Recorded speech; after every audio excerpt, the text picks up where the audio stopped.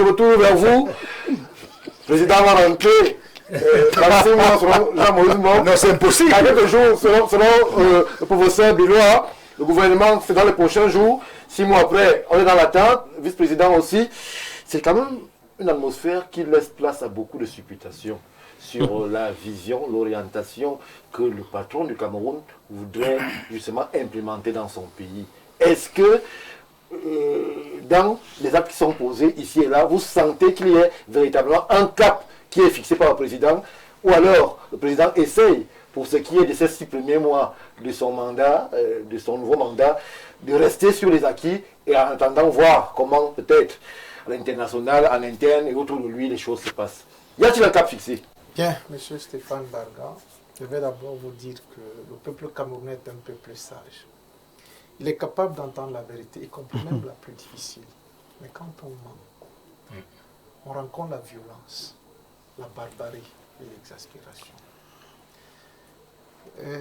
Je ne vais pas entrer dans ce que disent les compatriotes concernant le laxisme du chef de l'État en matière de paroles ou de promesses faites aux compatriotes.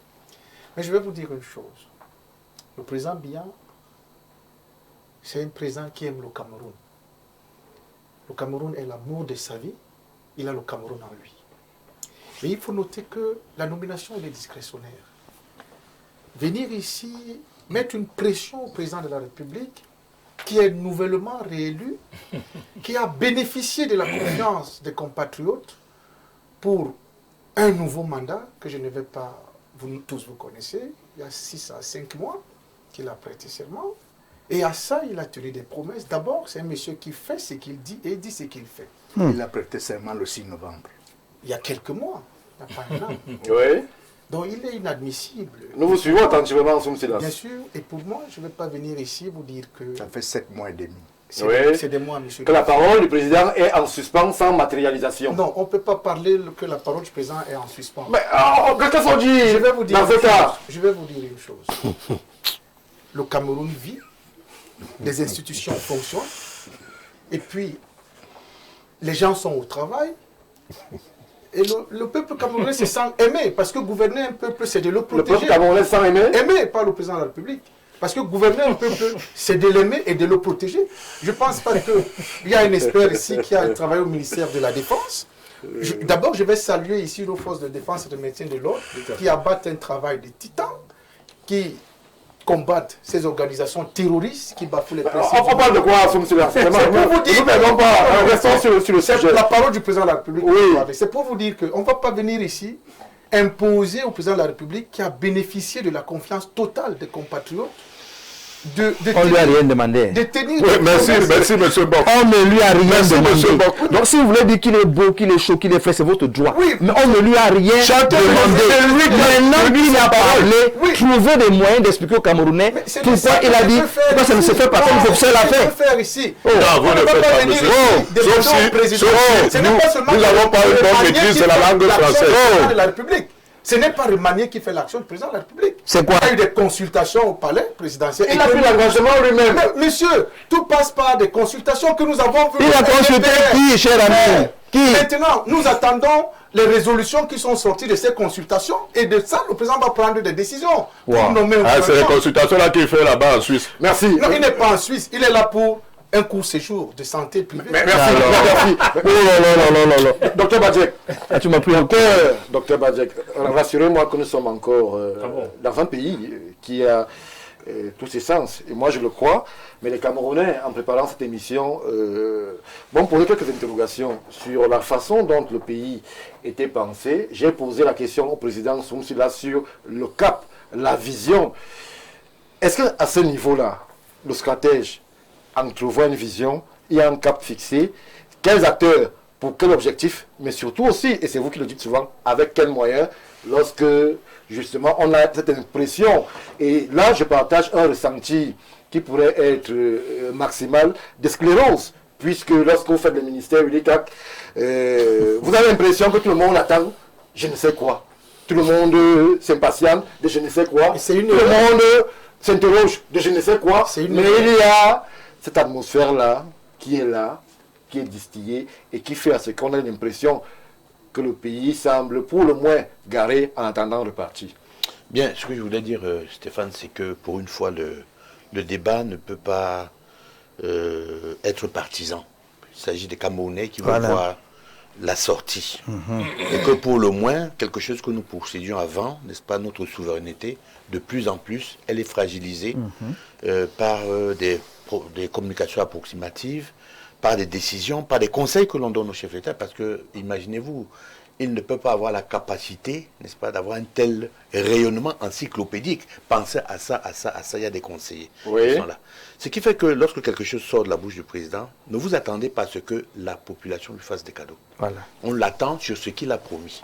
Et c'est ça qui fait un certain malaise, déjà dans une société qui est dangereusement paupérisée, dans une société qui attend, et dans une société qui est en perte de confiance. Alors, c'est ce qui fait que, n'est-ce pas, aujourd'hui, la prévisibilité institutionnelle a beaucoup de problèmes. Et je pense que le tournant que nous avons, nos chances sont sauves. Le Cameroun, c'est un pays formidable. Vous savez, lorsqu'on avait découvert le pétrole dans le sud-ouest et tout le reste, on pensait que c'était une région privilégiée et toute autre chose. Mais vous vous rendez compte que Dieu a donné à chaque région du Cameroun sa part de richesse. Oui. C'est vrai. Même au nord, il y a du pétrole aujourd'hui. À l'est, je n'en parle pas. Il y a de l'or. Au sud, il y a le fer. N'est-ce pas? Alors, c'est pour vous dire que... Dans le sud, il y a aussi le pétrole. Il y a aussi le pétrole, il y a tout ça. Donc, nos chances sont entières. Qu'est-ce qui nous manque d'or? Ce qui nous manque là, aujourd'hui, il faudrait qu'on sorte de cette torpeur. On sorte de ce manque de vision, même reconduite, ne serait-ce qu'au niveau de la pyramide de l'échelon. Le chef de l'État, dans sa vision, c'est faire du Cameroun un pays émergent, je pense. Hein, en 2035. 2035, c'était ça sa vision. Mais la SND 30, c'est 2030. 2030, d'accord. Aujourd'hui, chaque sectoriel devrait être capable de prendre cette vision et la transformer en vision sectorielle. Le Cameroun manque de stratégie de façon évidente. Est-ce que les sectoriels que vous évoquez, lorsque vous échangez avec eux, je ne travaille pas un secret, vous allez vous entrer, est-ce que vous les sentez orientés, fixés vers un objectif? Non. Est-ce que cette atmosphère qui semble s'être abattue sur le Cameroun, qui met en avant des responsables inquiets sur justement leur avenir, parce que pour certains, ils soupçonnent un taux d'impopularité qui amènerait à ce qu'ils ne soient pas reconduits. Pour d'autres, ils sont sûrs d'être reconduits. Est-ce que cette imprévisibilité, cette interrogation en termes de renouvellement des dynamiques au sein du gouvernement ne crée pas ce point d'interrogation en termes de perspective aujourd'hui, Dr Badjé? De toutes les façons, l'usure du temps, n'est-ce pas, compromet fortement le management moderne qui voudrait qu'on se renouvelle.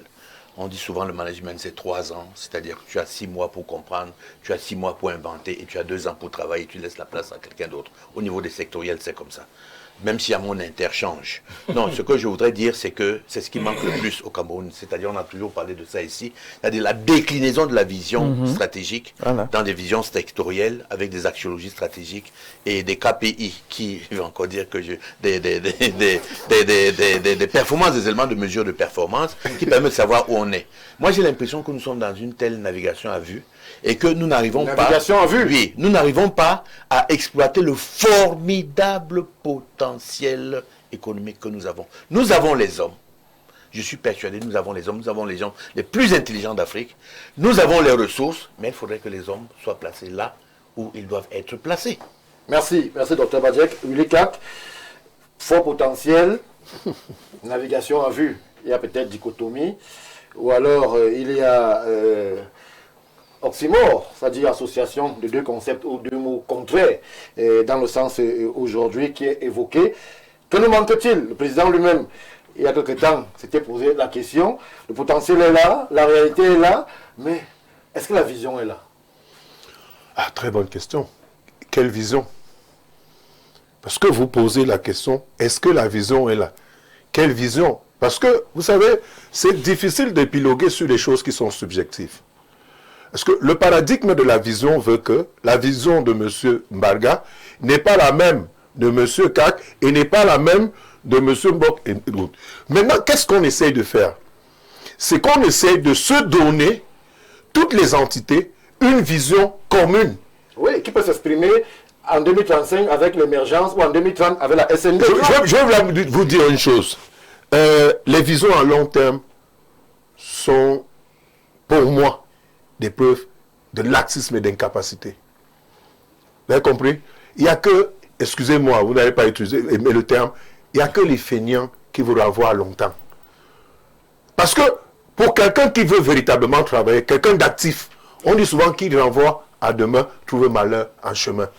Quand vous voulez, vous avez des perspectives nobles pour un pays comme votre pays, le pays auquel nous tous nous appartenons, on ne se donne pas des échéances à 2035. Est-ce que la situation aujourd'hui peut ramener ou alors peut favoriser le retour à des plans quinquennaux, si les visions à long terme sont un problème selon vous?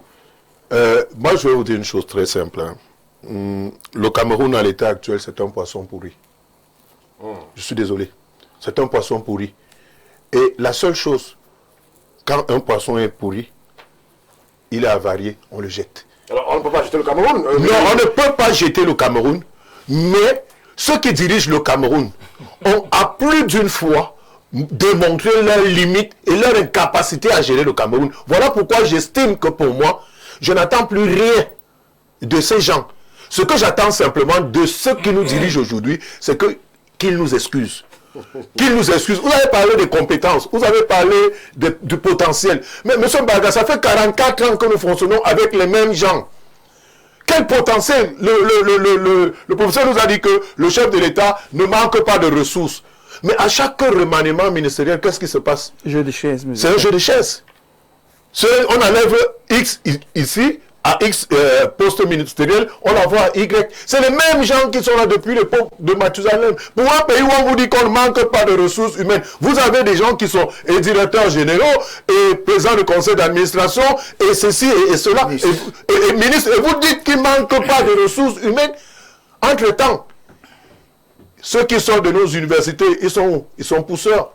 Ils sont mototaximans. Et vous dites qu'il n'y a pas de ressources. Je dis encore, et je leur ai dit, je vous l'ai dit ça en son temps. Ça m'a créé tout ce que ça m'a créé. Moi, personnellement, tant que le RDPC a la machine gouvernementale dans ce pays, moi, j'attends rien de particulier. Merci, Ulikat.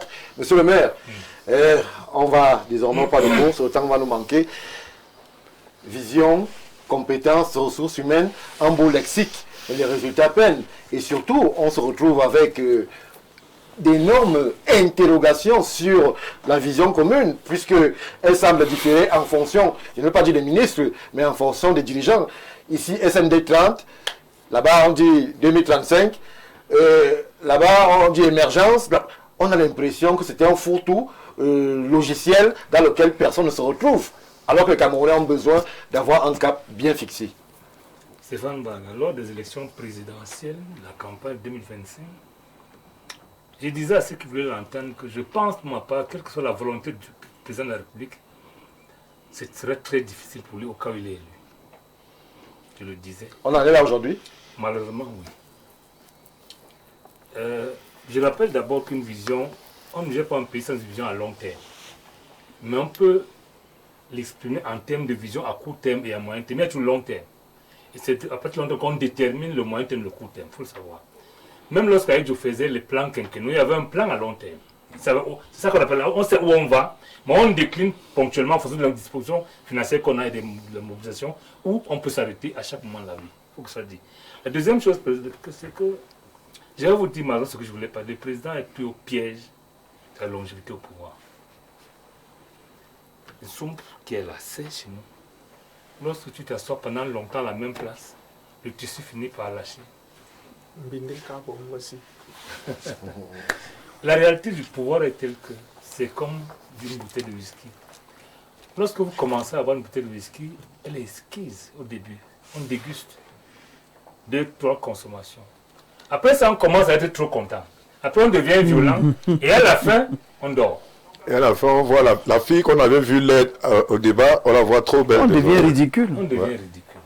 Je vous disais encore ici que ceux qui aiment le président devaient lui dire, même si l'homme aime le pouvoir, lui dire, Monsieur le Président, vous avez tout fait.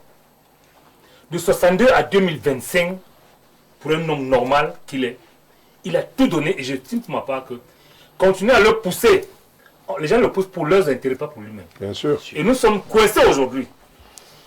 Car en réalité, le président, entre les batailles de la succession Les batailles du gouvernement, c'est très difficile pour un homme de son âge. Il faut le reconnaître.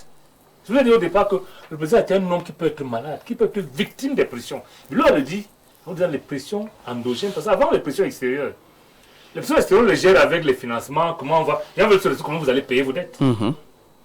Les gens viennent vous donner le riz, par exemple, en rassurant que bon, mangez, mais rassurez-vous que vous nous payez. La contrepartie, vous nous payez. Mais de façon endogène. Le débat sur les communautés qui a cours depuis 2000, je ne sais pas trop une date. 2018. 2018, oui. C'est vrai. Est un truc trop fort. Le débat sur la tribalité, sur la régionalisation, sur la décentralisation qui est bloquée. Moi, je m'attendais que le président réagisse lorsque le ministre Mokhtazi a dit qu'il enlève aux communes ce que la loi leur a donné. Par arrêté. Si le président n'a pas réagi là, il y a un problème. C'est-à-dire, on peut être d'accord avec un système. C'est-à-dire, pour le moment, il faut rassembler les fonds pour payer les dettes. Mais le président peut te dire, on peut faire la réforme de façon légale. Voilà. Mais pas changer une loi par un arrêté. Le président n'a pas réagi. Deuxième chose, je continue si vous permettez, Stéphane Barra. Pour que l'on le propose, monsieur le maire, le temps va nous manquer. Le président nous a dit que tant qu'un Camerounais aura faim, sa mission ne sera pas terminée. On est arrivé à attendre les dons de riz pour nourrir les Camerounais. Le président ne dit rien. Troisième chose, lorsqu'on attaque un pays par la pépinière, c'est-à-dire les enfants. Les enfants meurent, on tue les enfants, on abuse des femmes, on fait tout. Le président ne réagit pas. On réagit quand on dit qu'il est malade. Non. En fait, le président aujourd'hui, et depuis peut-être 84, pardonnez-le-moi, voit avec les yeux des autres, entend avec les oreilles des autres et agit par haute instruction supposée au réel. Merci. Et je finis par là, s'il vous plaît.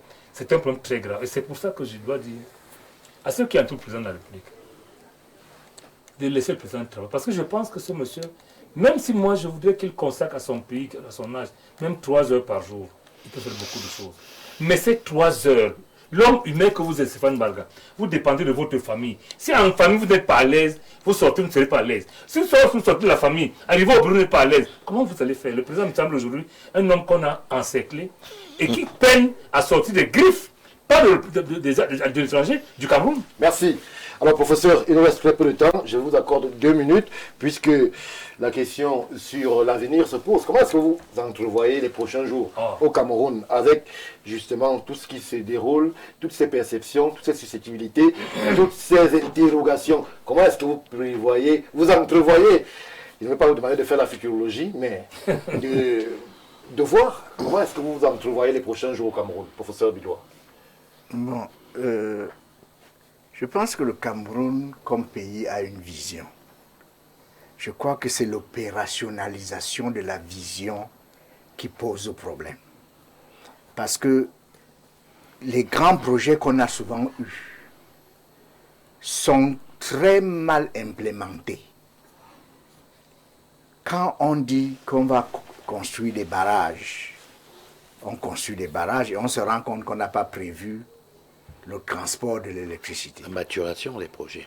Voilà. Donc il y a là, il y a ce problème-là que les idées peuvent être bonnes, mais comment on implémente ces idées, comment on opérationnalise ces idées. Comment on transforme d'abord les idées en projets. C'est ça. Donc il y a là un grand problème.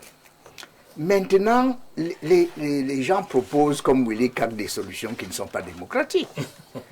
Le président a été élu pour un mandat de 7 ans.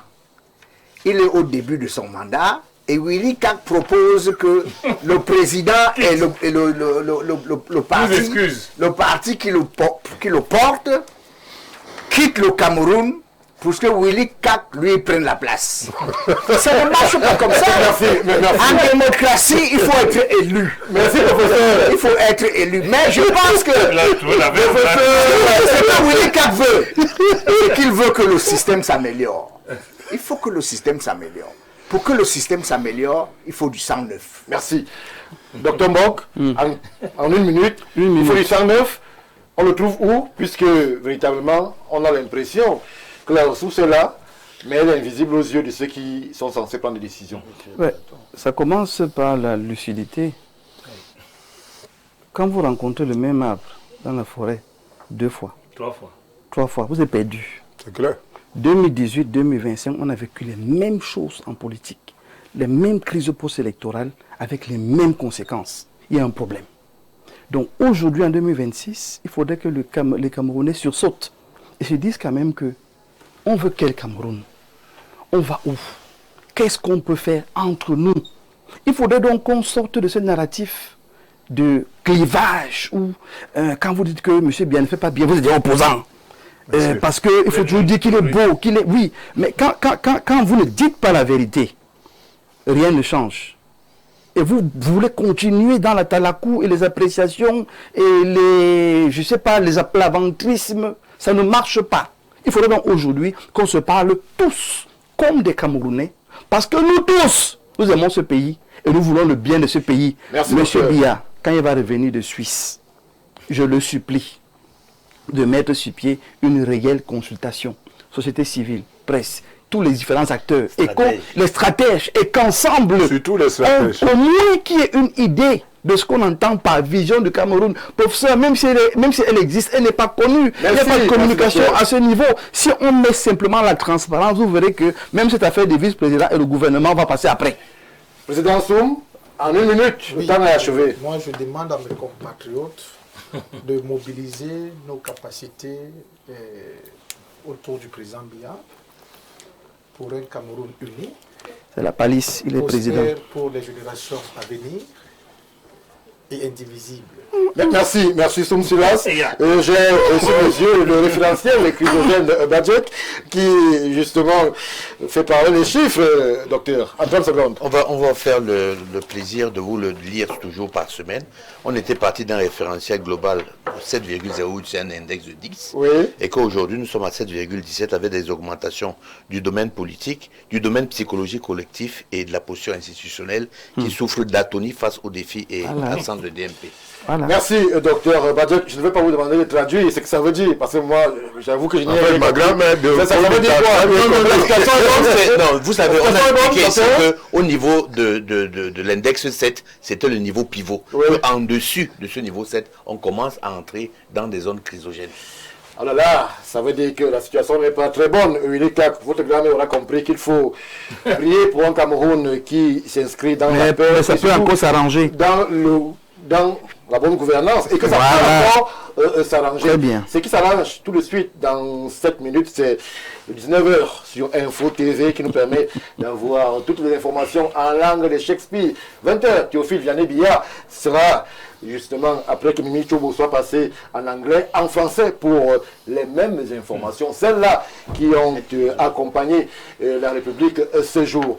Ne manquez pas vos principaux programmes sur Info TV du week-end, Libre Expression 11h30. Parfois ici sera là avec des invités triés sur le volet justement pour revenir sur les grandes actualités qui ont marqué la semaine au Cameroun. Merci à tous ceux qui nous regardaient des Bicoques, de chez le PDG de Info TV. Merci à eux d'avoir suivi le grand soir et rendez-vous sur les mêmes antennes toujours avec le même plaisir.